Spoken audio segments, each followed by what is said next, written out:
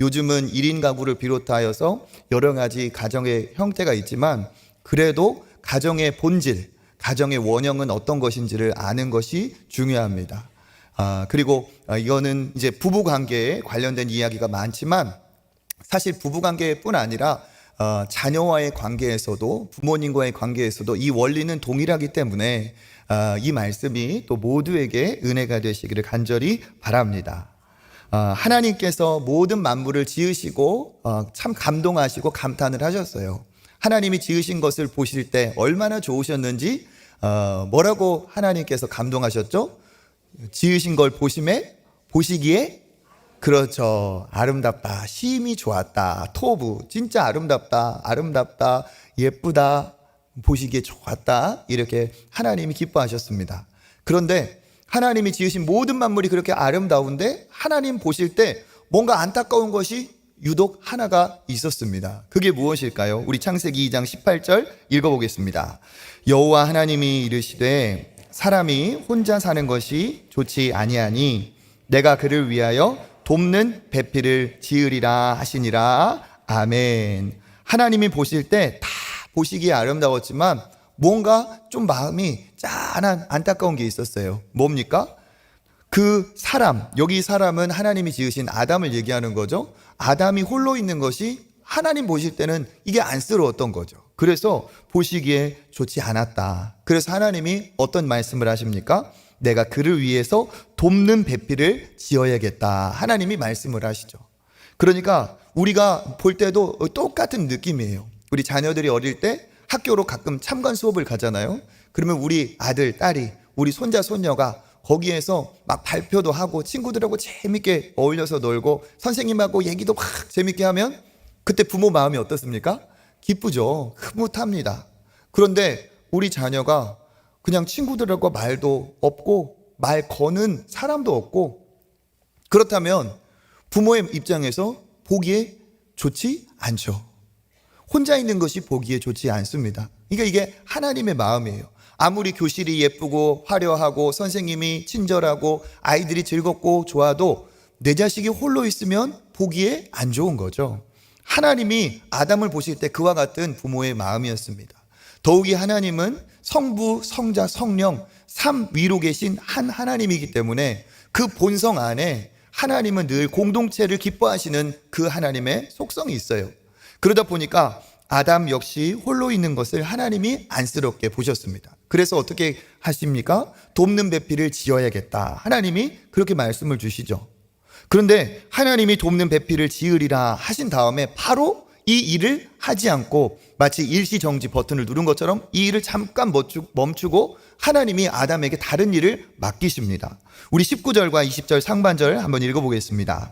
여호와 하나님이 흙으로 각종 들짐승과 공중에 각종 새를 지으시고 아담이 무엇이라고 부르나 보시려고 그것들을 그에게로 이끌어 가시니 아담이 각 생물을 부르는 것이 곧 그 이름이 되었더라. 아담이 모든 가축과 공중의 새와 들의 모든 짐승에게 이름을 주니라. 아멘. 돕는 배필을 지으신다 하신 하나님께서 어떻게 하십니까? 들짐승들 공중의 새를 아담에게 다 불러오시고 아담에게 이름을 짓게 하셨습니다. 이름을 짓는다는 것은 뭐죠? 권위를 나타내고 있어요. 그러니까 우리가 가게, 상점, 점포를 낸다 하면 누가 그 이름을 짓습니까? 주인이 짓는 거예요. 그렇죠?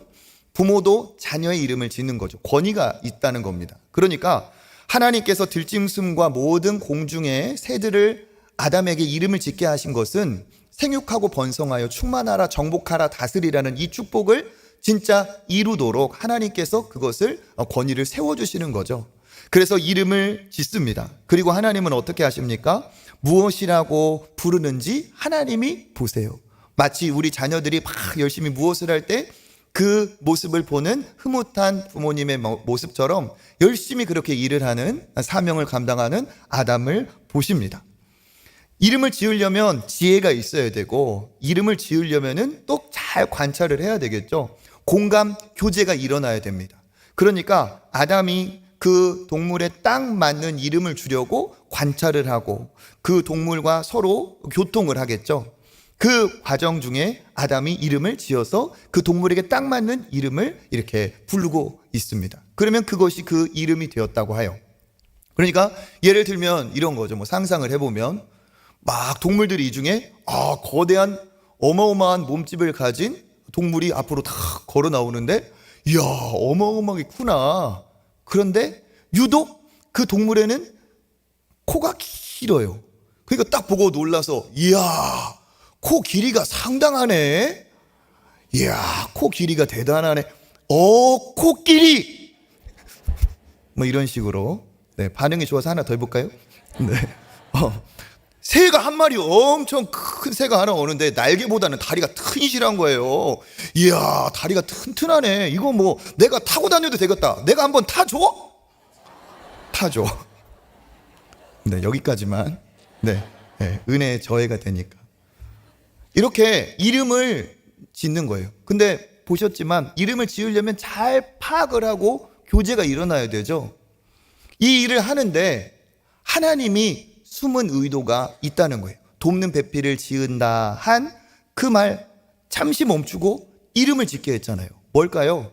주변에 동물들이 그렇게 많으니까 이 아담은 자기가 외롭지 않을 거라고 생각을 했는데, 동물이 아무리 많아도 동물을 관찰해서 이름을 불러주고 이름을 지어줘도 어때요? 동물과 사람은 다른 거죠. 아무리 동물이 내 주변에 엄청 많이 있다 할지라도 마음을 나누거나 대화를 하거나 서로 교통할 수 있어요? 없어요? 없는 거예요. 그러니까 그 가운데서 아담은 마음의 고독을 느끼고 외로움을 느끼겠죠. 그러면서 어떻습니까? 야, 내가 이 동물로서는 만족할 수 있는 존재가 아니구나. 이거를 아담이 스스로 깨닫게 되는 겁니다. 하나님이 다 의도하신 거죠. 기다림을 주셨다는 거예요. 배필을 주시기 전에 하나님께서 기다림의 과정을 주시고 그 배필을 기쁘게 맞이할 수 있는 마음의 가짐을 이 아담에게 하나님께서 시간을 주시며 그것을 인내하게 하셨죠. 그 과정이 분명히 지나간 다음에 하나님께서 이제 드디어 하나님이 주실 귀한 배필을 만드십니다. 우리 20절 하반절부터 21절까지 읽어보겠습니다. 아담이 돕는 배필이 없으므로 여호와 하나님이 아담을 깊이 잠들게 하시니 잠들매 그가 그 갈빗대 하나를 취하고 살로 대신 채우고. 아멘. 하나님께서 이 아담에게 어떤 일을 하십니까? 돕는 배필을 짓기 위해서 하나님이 특별한 방법을 행하세요. 다른 동물은 흙으로 지었지만 하나님이 유독 이 돕는 배필은 어떻게 지으셨습니까? 그 아담을 잠들게 하시고 잠이 들었어요. 그러니까 오늘은 의료기술이 발달을 해가지고 통증 없이 우리가 마취의 작업을 하죠. 만물을 창조하신 하나님이 그런 것들이 그냥 개념조차가 있기 전에 하나님이 이렇게 아담을 잠들게 하신 거죠. 그리고 어떻게 했습니까? 그의 갈빗대 하나를 취해서 그 자리는 살로 채우시고, 그리고 이 갈빗대를 가지고 하나님께서 돕는 배필을 만드셨습니다. 그렇게 여인은 특별한 방법으로 만드셨어요. 그러니까 여기에 분명히 하나님의 의도가 있겠죠. 다른 부위도 아니고 옆에 이 갈빗대를 취하신 것, 그리고 하나님께서 흙으로 만들지 않고 그 남자의 갈비에서 그 취해 온 것, 이것이 분명히 의미가 있다는 사실입니다. 남자에게는 어떤 의미가 있을까요? 이게 원어로 살펴보면 갈빗대라고 우리가 번역을 했지만 직역을 하면 옆 사이드, 옆이라는 뜻이에요. 옆면. 그러니까 이거는 갈빗대라고도 할 수 있고 옆구리라고도 할 수 있고 옆면이라고도 할 수 있어요. 그러니까 이 옆면으로 지었다는 것, 갈비 뼈로 지었냐 갈비 살로 지었냐 이게 중요한 게 아니라 남자에게 그 옆면에서 취한 것으로 하나님이 지었다는 이 부위가 중요하다는 사실입니다. 의미가 있어요. 어떤 의미가 있느냐?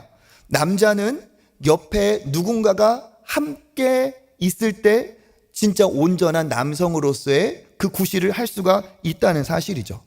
돕는 배필이 곁에 있을 때만이 남자는 비로소 남자로서의 그 정말 하나님이 창조하신 그 아름다운 모든 것들을 발휘할 수가 있습니다. 곁에 돕는 배필이 없는 상황에서는 부족할 수밖에 없다는 뜻이죠. 오늘도 비슷합니다. 남자의 속성을 이렇게 보면 비슷해요. 남자는 보통 한 가지에 집중을 잘합니다.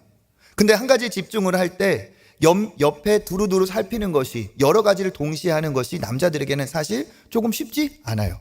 그래서 남자들은 목적 중심으로 해가지고 결과 중심, 뭐 딱 목표가 있으면 쫙 돌진하는 이런 건 잘하는데, 주변의 마음을 살피고 여러 가지 상황을 보고, 이것은 사실은 남자들마다 분명 차이가 있지만 여성들에 비해서 떨어지는 게 사실입니다. 여성들은 어떻습니까? 여성들은 참 여러 가지를 다 보고, 감정이나 주변의 것들을 여러 가지를 동시에 해요. 그렇죠? 화장하면서 전화 받으면서 뭐 발로 뭐 하면서 다 하잖아요. 그죠? 남자는 그렇게 못해. 하나 가지만 딱 하는 거죠. 그러니까 남자가 그 여인의 그 도움을 받을 때 남자가 실패하지 않고 더 풍성한 삶을 살게 된다는 거예요.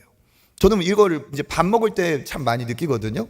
어느 식당은 가면 남자들이 주로 계셔. 그런 식당이 있어요. 주로 국밥집. 거기는 가면 뚝배기로 나오는 집은 거의 남자들이 많이 계시고, 또 여성들이 가는 곳은 또 여성들이 많아요. 남자들은 어떻게 하냐? 우르르 몰려가가지고 깨끗하냐 더럽냐 뭐 별로 신경 안 써요. 그냥 맛있으면 돼. 맛이 최고야. 가가지고 둘러 앉아가지고 막 얘기하다가 뜨거운 국밥이 딱 나오면은 남자들 어떻게 합니까? 말이 딱 끊겨요. 거기서부터. 그러고 전투적으로 뜨겁고 뭐 하면서 막 먹기 시작을 해요. 그러고 나서 말을 안 해도 전혀 서로 어색하지 않아요. 남자들은 다 먹고 난 다음에도 말이 없어요. 늦게 먹는 사람 쳐다보고 있어요. 빨리 먹고 가려고 하는데 왜 늦게 먹나? 그러면서 먹고 가는 거예요. 근데 여성들이 잘 가는 그런 식당은 어때요? 들어가면서부터 딱 달라요. 문도 다시 다르게 생겼어.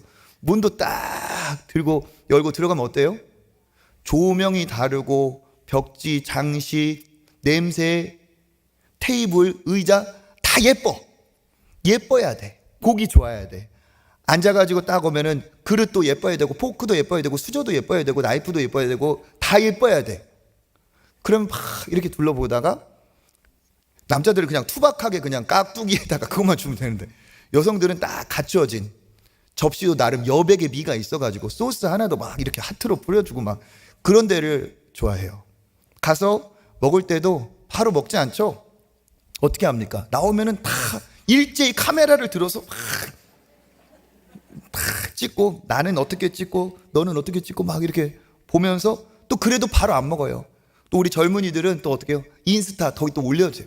올려가지고 식거나 말거나 올리고 나서 이렇게 하고, 그때 먹기 시작하는데, 먹으면서도 어때요? 먹고 빨리 가자 이런 게 아니에요. 그 시간 자체를 즐기는 거죠. 그죠? 대화를 하면서 너 머리 새로 했구나. 이상하지? 괜찮아. 막 서로 이런 얘기를 막 주고받으면서 어때요? 시간을 자체를 즐기고 과정을 즐기고 그래요. 그러고 나서 막 한참 얘기하고 헤어지면서 못다한 얘기 또 하자. 다음에 또 만나자. 막 오늘 너무 짧았어. 그러면서 또 가죠. 남자와 여자가 같아요? 달라요? 달라요. 그런데 하나님이 어떻게 창조하셨느냐?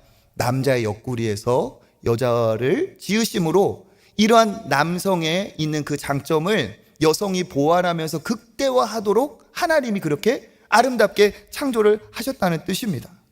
그러니까 남자 입장에서는 어때요? 아내가 절대적으로 필요한 존재라는 사실이에요. 그리고 또 뭡니까? 여성에게도 마찬가지죠. 남성에게서 취하여 곁에 있게 하신 하나님의 의도가 뭘까요? 여성은 남성이 든든하게 자기 곁에 있을 때 그때 마음의 안정과 기쁨이 있어요. 그리고 그 든든한 남성이 자기에게 울타리가 되어줄 때, 보호할 때 그때 마음에 평안함이 있죠. 그렇기 때문에 여성에게도 남성의 옆구리에 지은 이 의미가 분명히 있다는 겁니다. 둘 다도 의미가 있죠. 뭡니까? 머리로 만들지 않고 발로 만들지 않고 옆에 있는 것으로 만들었다는 건 뭡니까? 하나님께서 남성과 여성이 동등한 가치로 만드셨다는 거예요. 남자가 우월하고 여자가 열등하고 혹은 여성이 월등하고 이런 거 없어요. 하나님은 둘 다 아름답게 동등된 가치로 지으셨다는 사실입니다. 그 다른 남자와 여자가 주도권을 가지고 싸우고 누가 우위냐가 아니라 함께 다름을 인정하면서 존중과 조화를 이뤄갈 때 그 가정이 1 더하기 1이 2가 아닌 더 복된 아름다운 하나를 이루어가게 하셨다는 사실이에요. 이게 하나님께서 가정에 만드신 원리. 가정은 곧 부부로 하나님께서 만들었다는 겁니다. 그리고 더 중요한 게 뭐예요? 한 사람의 남편에게 한 사람의 여성을 주셨다는 거예요. 1대1의 관계입니다. 세상이 변질되고 이상한 제도가 생겨서 뭐 일부 다처든지 이런 거 있죠. 그건 잘못된 거라는 거예요. 하나님이 만드신 원형의 가정은 한 사람과 한 사람이 함께 영원히 동반하도록, 그것이 진짜 행복으로 하나님께서 창조하셨습니다. 그리고 이건 또 의미가 있죠. 남자와 여자는 함께 거하기 때문에 누구보다도 친밀하고 누구보다도 사랑해야 될 1대1의 관계라는 거예요. 그러니까 언제 부부 사이에 가정에 문제가 생깁니까? 이 1대1의 관계가 깨어졌을 때. 그리고 꼭 이 1대1의 관계가 깨어지지 않아도 남자와 여자 사이에 그 친밀함을 방해하는 무엇인가가 사이에 끼어들면 문제가 생기기 마련이에요. 그러니까 그 다음에도 하나님이 뭐라고 말씀하십니까? 남자가 부모를 떠나서 아내와 한 몸을 이루라고 하셨어요. 그러니까 이건 무슨 말이냐?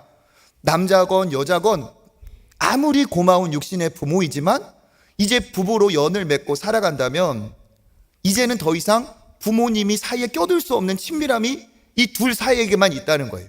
부모님도 사이에 껴들면 그 가정이 평화로울 수가 없다는 사실입니다.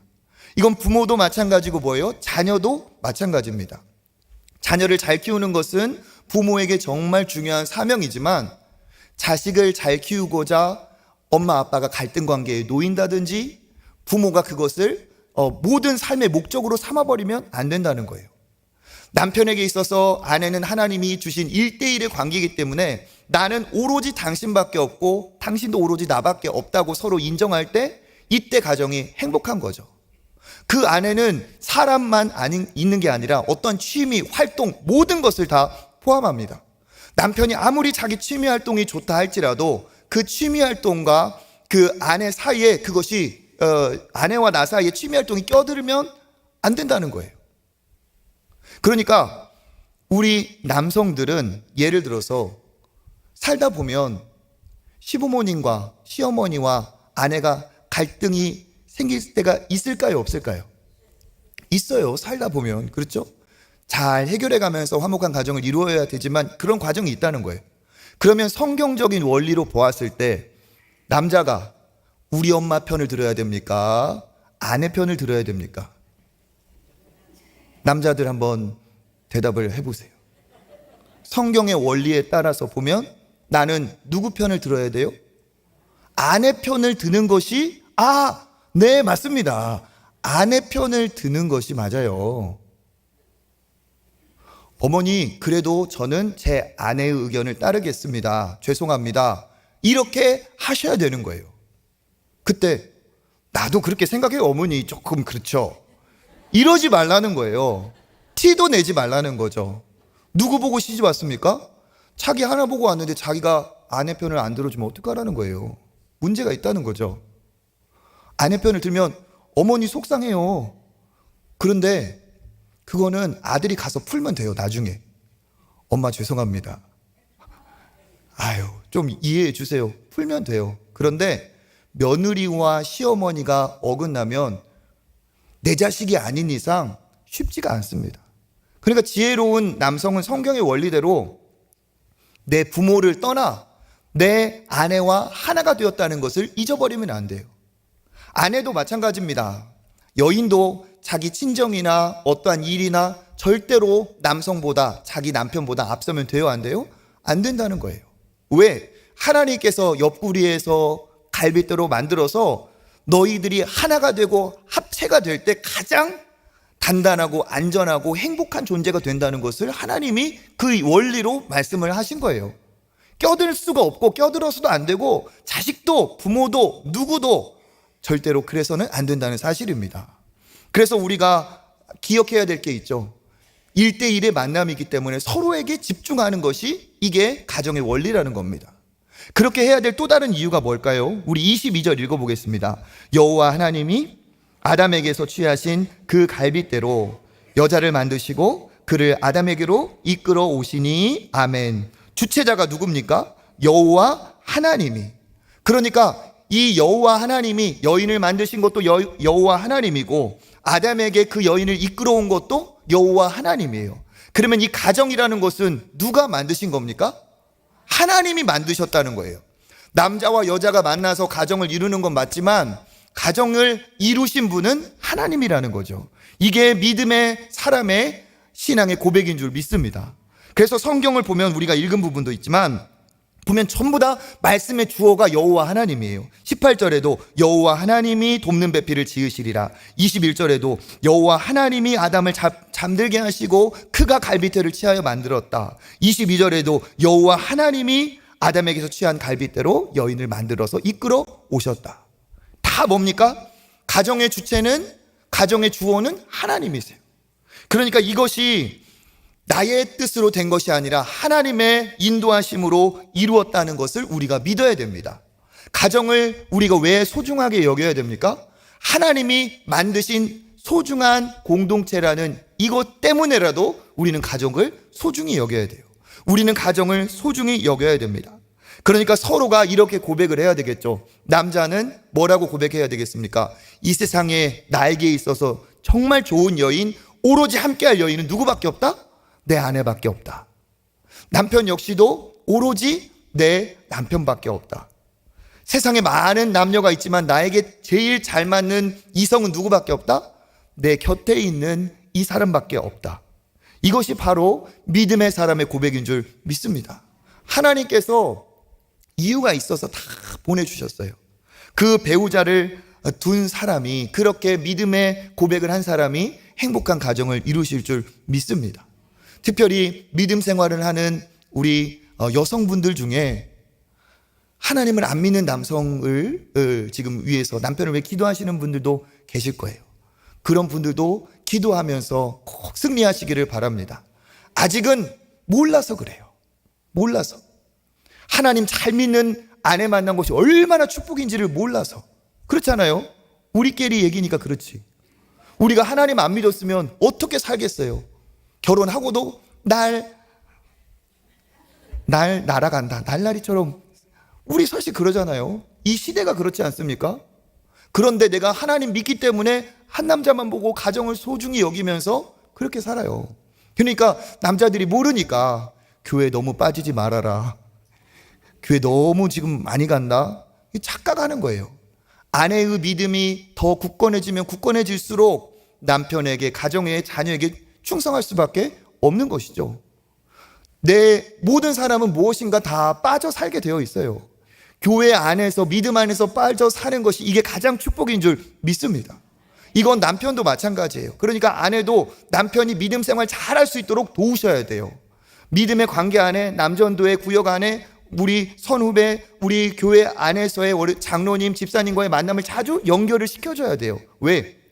내 남편이 믿음이 좋아지면 좋아질수록, 믿음의 사람과 함께하면 함께할수록 좋은 남편 되고 좋은 가장이 되는 것은 이건 당연한 거기 때문에 그렇죠. 하나님이 이루신 가정은 이렇게 아름답습니다. 그러면 목사님, 하나님이 만나게 하셨으니까 싸움도 안 하고 화목하게 살아야 될 건데 왜 이렇게 안 맞는 것 같습니까? 그런 분들도 계시죠? 한 커플 정도는. 그죠? 이유가 있어요. 왜? 하나님은 어때요? 사실 그렇잖아요. 엄마 뱃속에서 나온 자녀들도 쌍둥이라 할지라도 싸워요, 안 싸워요? 싸워요. 나와 똑같은 사람은 이 세상에 존재하지 않습니다. 그러니까 당연히 사랑하여 만났지만 수십 년을 다른 상황에서 살아오다 만난 이 둘이 똑같을 수가 없어요. 다르다는 거죠. 그러면 우리가 생각할 수 있죠. 하나님이 실수하셨나? 왜 이런 일이 나에게 있나? 그게 아니라는 겁니다.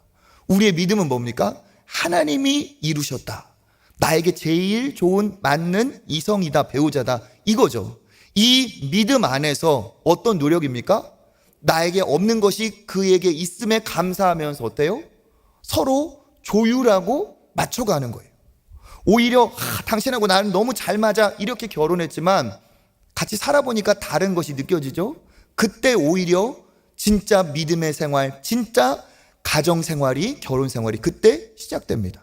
하나님의 뜻은 뭡니까? 서로 깎이며 아름다운 조화를 이루어가기를 원하신다는 사실입니다. 그러니까 그 차이는 어떤 차이냐? 맞추어 가야 될 다름이라는 거예요.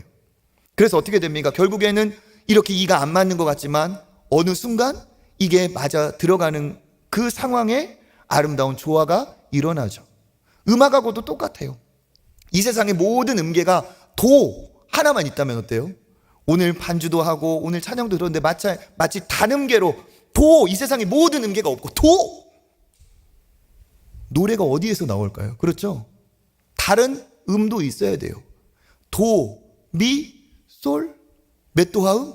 1도화음. 그렇죠? 이게 처음에는 불협화음 같지만 조율을 하다 보면 어떻게 돼요? 딱 음이 맞는 그 지점이 나와요. 그러면서 어떻게 됩니까?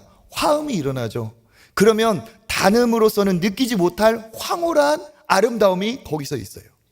그러니까 하나님이 다르게 만드시고 다른 남과 여를 함께 하도록 만드신 건 뭐냐? 서로 싸우다 지쳐서 갈라서라는 게 절대로 아니라는 겁니다. 다르다고 해서 갈라설 이유가 아니라는 거예요. 어떻습니까? 남녀가 다름을 인정하고 저 사람이 싫어하는 것은 내가 절제하고 저 사람이 좋아하는 것은 적극적으로 행하면서 서로가 서로를 맞춰갈 때 악순환이 아닌 아름다운 선순환이 일어나고 하나님이 기뻐하시는 그런 믿음의 일이 필요하다는 거죠.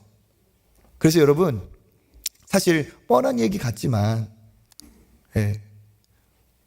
여러분, 주 안에서 아름다운 화목을 이뤄가시기를 축복합니다. 여성들도 많이 노력해야겠지만 대체적으로 보면 남성들이 노력할 때 진짜 효과가 커요.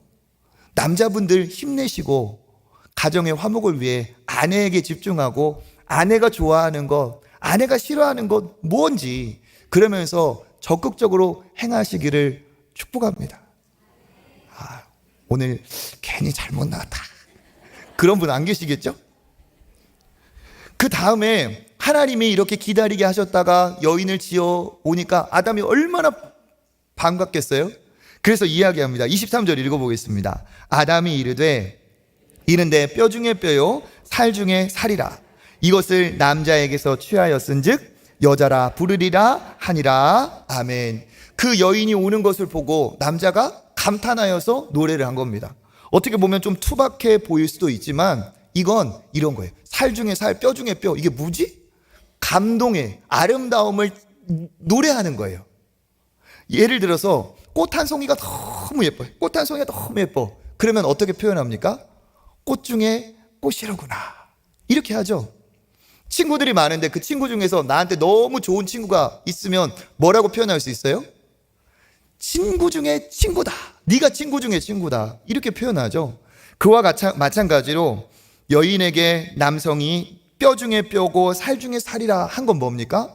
감동의 아름다움을 노래한 거예요. 그러니까 그 여인이 아름답다는 것에 감동하고 감탄하고 그리고 그 여인이 아름답고 귀하고 내가 귀하게 대하겠다는 것을 그 안에 표현하고 있어요. 하나님도 마찬가지입니다. 하나님은 남성이 여인을 귀한 것으로 여기고 여린 것으로 여기고 존대하라고 하나님은 하고 계세요. 베드로전서 3장 7절입니다. 시작. 남편들아 이와 같이 지식을 따라 너희 아내와 동거하고 그를 더 연약한 그릇이요 또 생명의 은혜를 함께 이어받을 자로 알아 귀히 여기라. 이는 너희 기도가 막히지 아니하게 하려 함이라. 아멘. 그래서 어떻게 하라는 겁니까? 연약한 그릇으로 여기고 귀하게 대해주고 귀하게 여겨줘라. 그때 그 여인이 만족하고 행복하고 그 만족과 행복이 누구에게 오는 거겠어요? 남편에게 오는 거예요. 그러니까 남편은 아담과 같이 평생 여인을 보며 하나님이 주신 그 여인을 위해 노래해야 됩니다. 무슨 노래? 사랑의 노래. 한마디로 말하면 뼈 중에 여보 당신은 뼈 중에 뼈고 살 중에 살이요. 그러면 오해하면 뭐예요? 다이어트 하라는 거예요? 쉽게 말하면 그거예요. 아름답다, 예쁘다는 말을 많이 해주라는 겁니다. 살 중에 살, 뼈 중에 뼈. 그러니까 그 여인에게 무슨 말을 해요? 예쁘다. 어제도 예쁘더니 오늘도 예쁘다.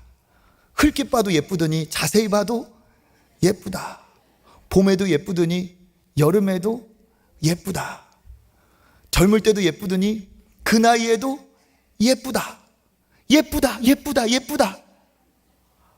이렇게 할 때 그 가정이 행복한 거예요. 할렐루야. 나를 위해 수고하고 헌신한 아내에게 예쁘다. 여기 있잖아요. 사랑해, 고마워요. 고백하시는 남성분들 되시길 바랍니다. 목사님, 누구 좋다고 저런 얘기를 합니까? 남자 좋다고 하자는 거예요. 그러면 남자에게 복이 있습니다. 남자가 한눈 팔면 안 돼요. 옆에 아내와 함께 가면서 아내에게 성경대로 자기 아내에게 예쁘다는 말을 해야지. 같이 지나갔는데 이야 예쁘다 그러면 돼요, 안 돼요? 그건 성경적이지도 않고 하나님이 원하는 게 아니에요. 하나님은 내 아내를 예쁘다고 하는 것, 이게 하나님이 원하시는 거예요. 이걸 단지 그냥 부부관계로만 생각하지 마시고 자녀와의 관계에서도 여러분 적용하여서 풍성한 고백이 넘치는 여러분 되시기를 축복합니다. 이건 아내도 마찬가지예요. 남편만 사랑을 고백하고 노래하는 게 아니라 아내 역시도 남편에게 그렇게 고백을 해줘야 됩니다. 여보, 남편에게 아름다워요. 안 어울리죠? 여보, 당신 예뻐요. 안 어울리죠? 남자는 그런 아름다움의 칭찬보다는 뭐가 더 남자에게는 더 감동이 되느냐? 남자에게 그 존재 가치, 수고, 그 헌신을 얘기해 줄 때, 알아줄 때 남자는 존재 가치를 느껴요. 당신 진짜 수고 많아요. 당신 덕분이에요. 당신 정말 애썼어요. 그렇죠? 대표적인 게 고마움을 표현하는 거. 그러면 어떻게 하느냐? 남편은 거기에서 자기 존재의 이유를 발견해요. 아, 수고한 보람이 있구나. 그래, 내가 이러한 이유로 자식들 위해서, 남편을, 우리 아내를 위해서 수고하지. 그런 마음이 들어서 어때요? 더 힘을 내어 가정에 충성할 수밖에 없습니다. 이게 서로가 서로에게 잘 유지가 되어야 돼요. 그래서 여러분, 사랑합니다, 고맙습니다 고백하는 여러분 되시길 축복합니다. 우리 옆에 여성분이 계시면 참 아름답습니다. 남편분이 계시면 참 멋지십니다. 한번 해볼까요? 시작. 참 권사님, 집사님 아름다우십니다. 네. 특히 부부들 왜 실천을 안 하는지 모르겠어요. 이렇게 멀뚱멀뚱 이런 부부 제 눈에 하나 걸렸어요. 해야 돼. 말해야 압니까? 해야 압니다. 안 하면 모릅니다. 특별히 남자들은 눈을 켜고, 눈에 불을 켜고 아내의 행동 변화, 아내의 외모 변화를 주목해야 돼요. 머리 길이가 길어졌는지 짧아졌는지, 그러죠?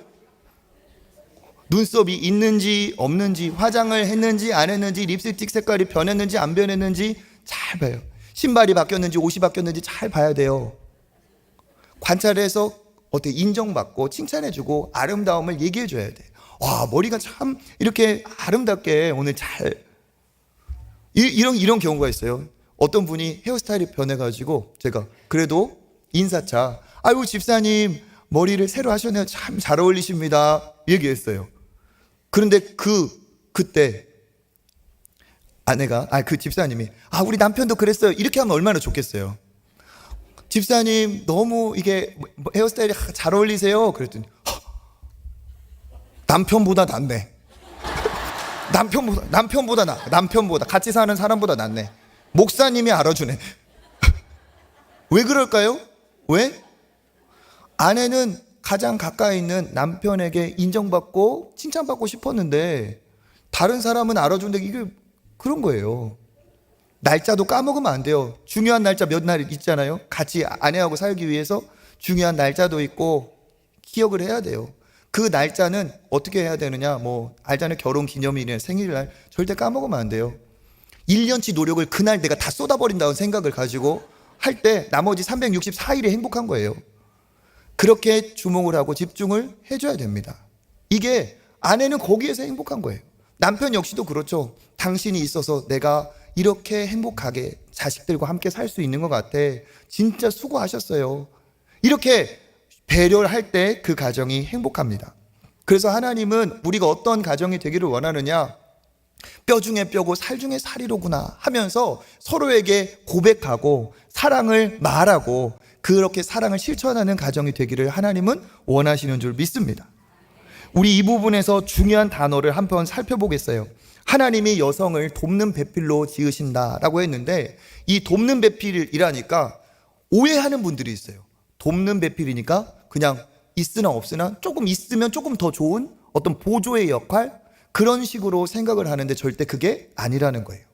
돕는 배필이라는 이 에제르, 돕다는 뜻은 무슨 뜻이냐 하면 이런 의미예요.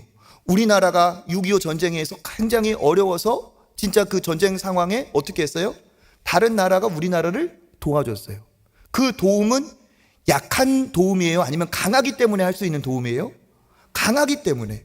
우리 자녀가 세상에 좀 도움되는 사람이 됐으면 좋겠다 하는 건 우리 자녀가 어떤 사람이 되길 바라는 거예요?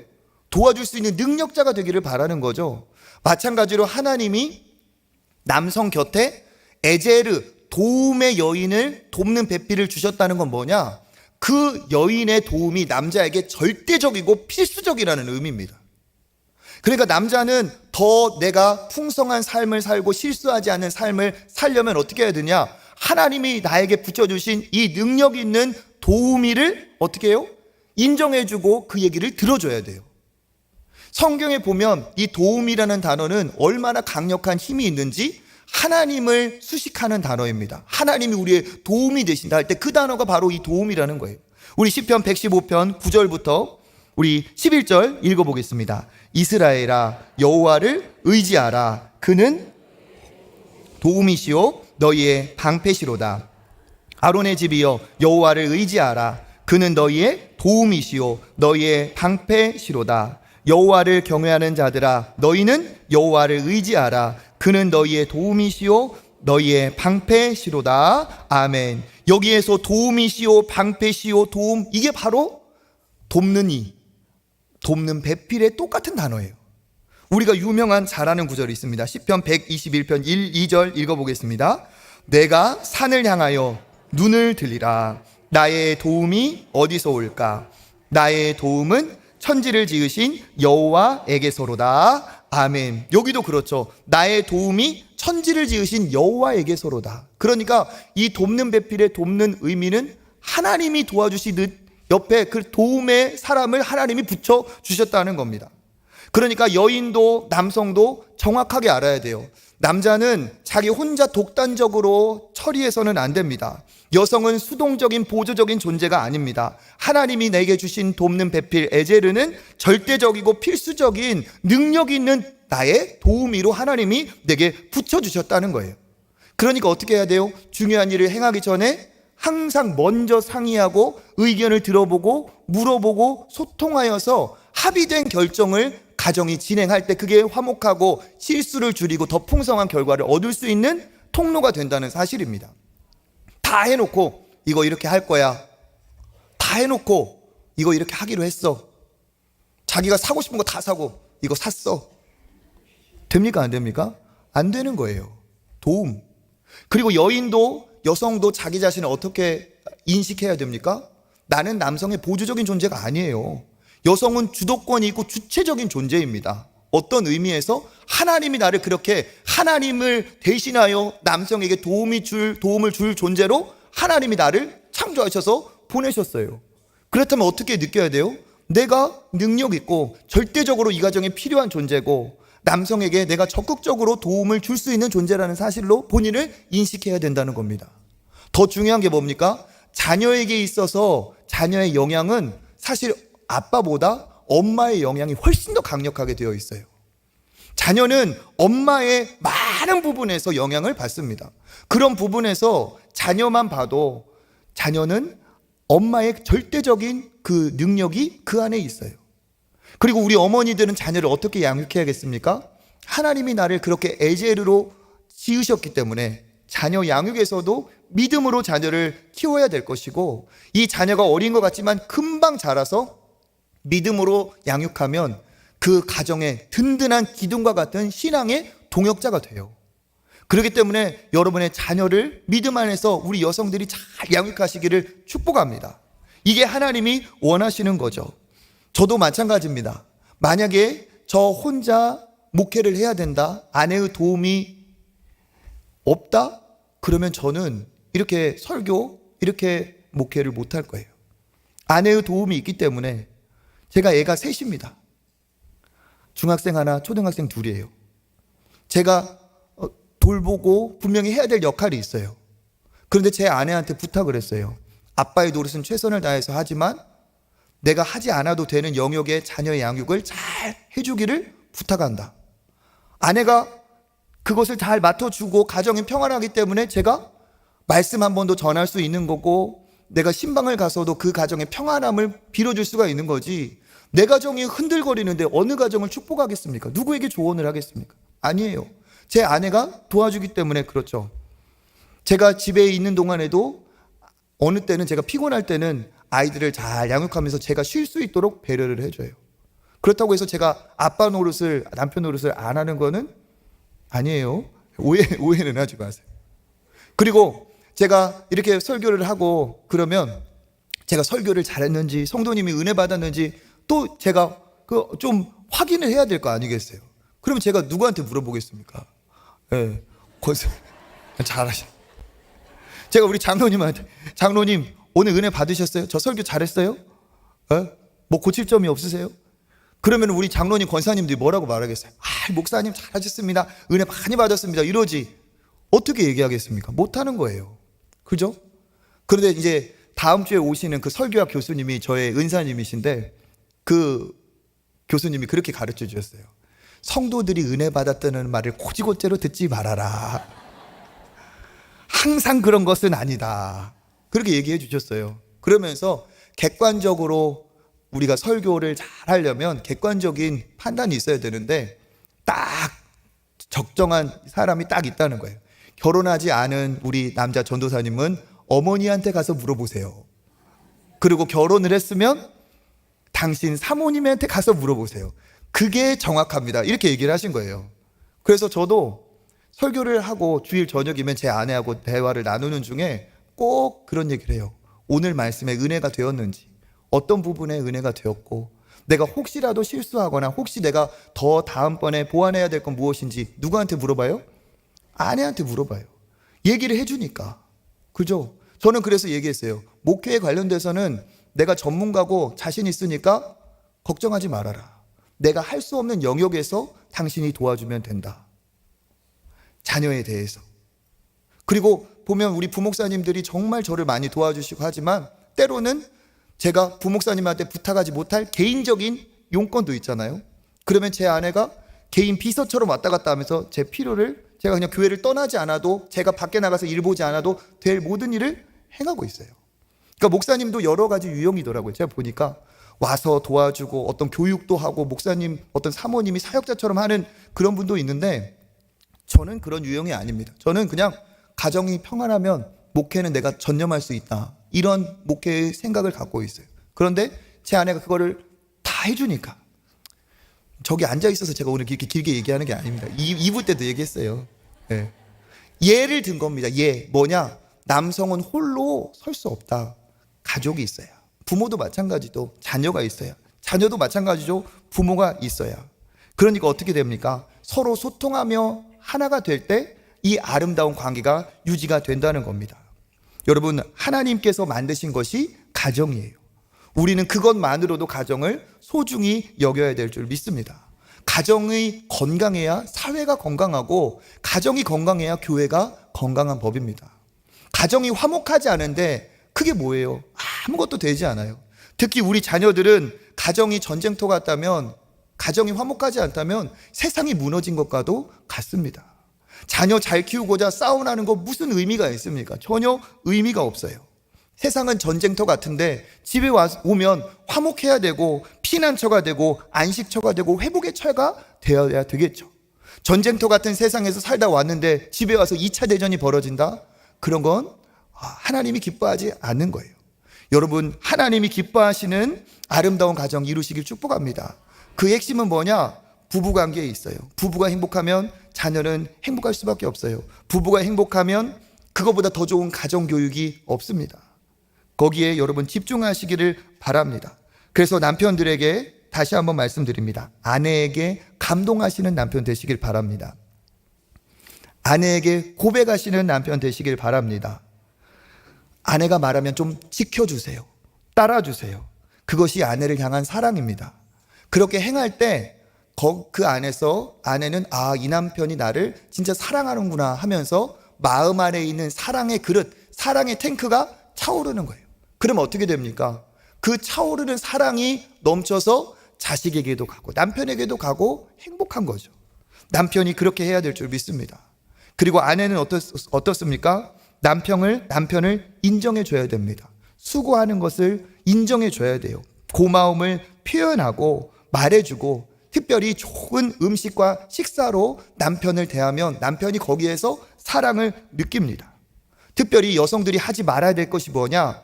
시댁이나 친정이나 친구나 누구를 만나도 남편의 뒤 흠을 잡지 마세요.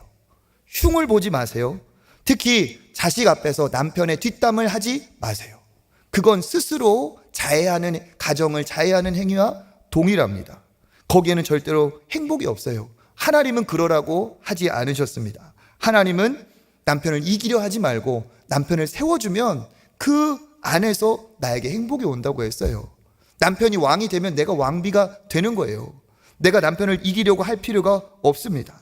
남편은 자신이 존중받을 때 힘이 나고, 가정에서 목에 힘이 들어가고 내가 진짜 할 수 있다는 마음이 들 때 바깥에서도 승리하는 겁니다.